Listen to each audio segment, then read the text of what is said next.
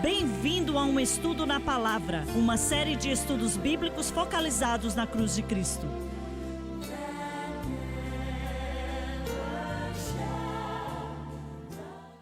Bem-vindo hoje ao estudo na palavra. Eu sou o evangelista Jimmy Swaggart com Lauren Lawson, Bob Cornell, Dave Smith e o Dr. Don Paul Gray. Estamos contentes de poder estar com você para estudarmos a palavra de Deus juntos. E vamos continuar, Lauren, no versículo 27, e vamos começar a falar dos profetas hoje.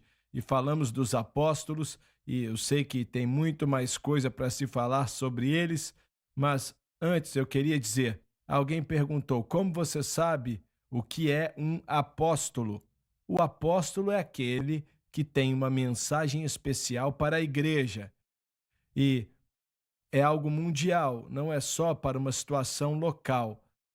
E você pode dizer, existem apóstolos? Eu estava lendo outro dia que alguém disse que não existem mais apóstolos. Existem apóstolos, sim.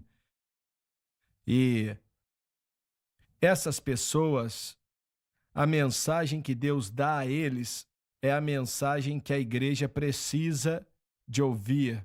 Como falamos no programa de ontem ou em outro programa, muitas vezes é rejeitado pelos poderes ou denominações e por aí vai. Mas não importa, o Espírito Santo tem uma maneira de levá-la adiante.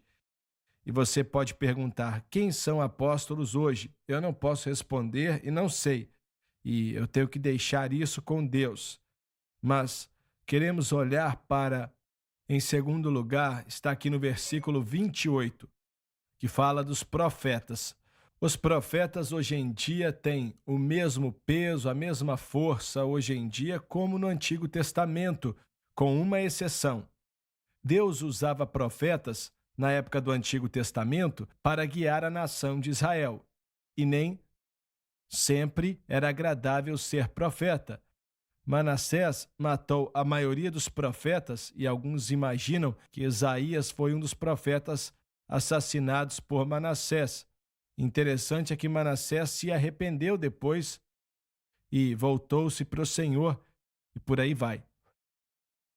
E hoje os profetas trabalham na mesma capacidade dos profetas de antigamente, com uma exceção. Antes eles eram os líderes estabelecidos do mover do Espírito Santo em Israel. Agora a igreja e os apóstolos, talvez seja porque a igreja era algo nacional.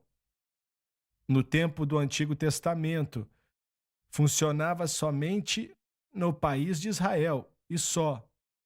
E nós não vemos essas pessoas, os grandiosos de Israel, saindo. Na realidade, o Senhor falou para Jonas ir para Nínive. Ele não ficou muito feliz com esse chamado, não. Então, não havia atividade missionária naquela época, fazendo com que as pessoas viessem para o Senhor. Quando Jesus veio e foi até a cruz, isso mudou, pois ele morreu pelo mundo inteiro e não só por um grupo de pessoas. Certo. Em meus estudos de 1 Coríntios, preparando para dar aula e tal, queria saber o que você pensa sobre essa ideia.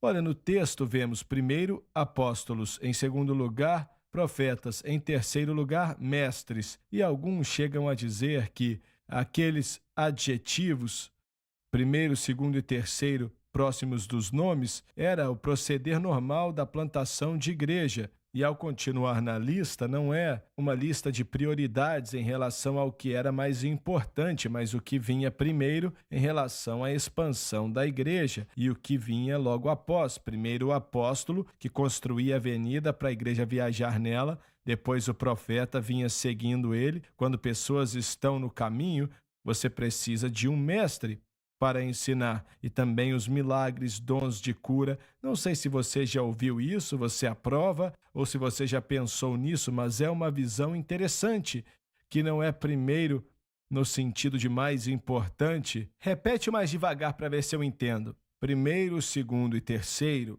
era a ordem na qual a plantação da igreja era feita, como a igreja era plantada quando eles expandiam a igreja. E os dons aqui, na realidade, seguem a mesma motivação até o versículo 28 ou até o 29, quando fala aqui que é primeiro, segundo e terceiro, que uma coisa segue a outra e é seguida por outra.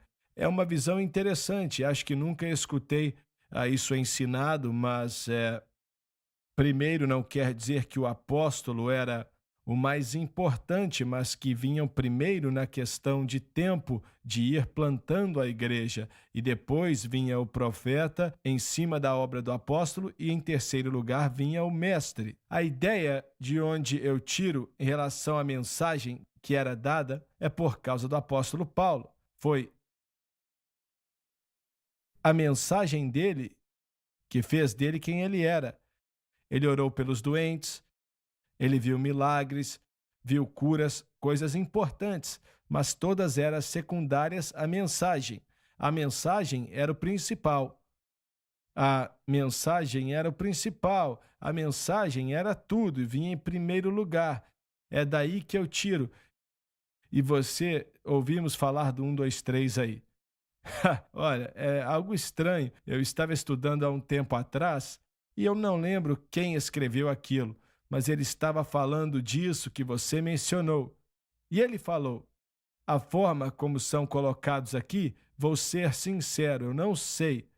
Sinceramente, não sei por que o Senhor fez assim. E ele falou: se fosse eu, teria feito diferente. Essa foi uma explicação, e eu não sei, não tenho certeza absoluta, mas era interessante considerar que teria sido, se é que está correto, um procedimento normal de como as pessoas plantavam a igreja no normal.